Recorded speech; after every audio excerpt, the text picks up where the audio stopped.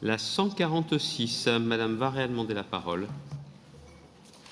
Monsieur le Président, mes chers collègues, faut-il envisager la fin de la fameuse bande des pêcheurs à Dunkerque?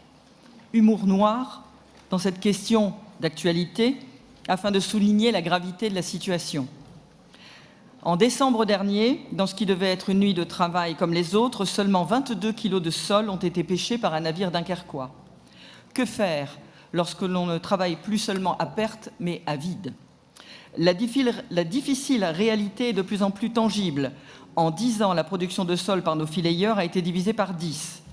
La ressource halieutique pourrait être irrémédiablement atteinte. Et pendant ce temps-là, on a laissé prospérer la pêche électrique et en même temps des navires-usines vider la Manche et la mer du Nord de leurs poissons. Si rien n'avait été fait, notre horizon maritime se serait transformé en mer morte et notre littoral socialement et économiquement asséché.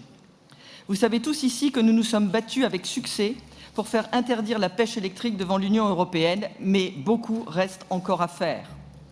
La délibération qui nous est soumise ce jour est une bouffée d'air frais, de cet air iodé et vivifiant pour la petite quinzaine de bateaux de pêche côtière composant la flottille dunkerquoise. Que ce soit la CUD ou la région, chacun a pris sa part dans ce combat. Mais il nous faut désormais passer des sempiternels plans d'urgence à la recherche de solutions pour l'avenir de la filière du littoral. Le Brexit nous amène à repenser nos relations bilatérales avec le Royaume-Uni sur la question de la pêche. Nous savons, Monsieur le Président, que vous portez pleinement la défense de l'intérêt de nos pêcheurs. La pérennité de l'activité passera par un panel de solutions. D'abord, la recapitalisation de la filière dans une volonté de diversification des moyens, puis par la conjugaison de nouveaux débouchés économiques afin d'assurer l'avenir de la flottille.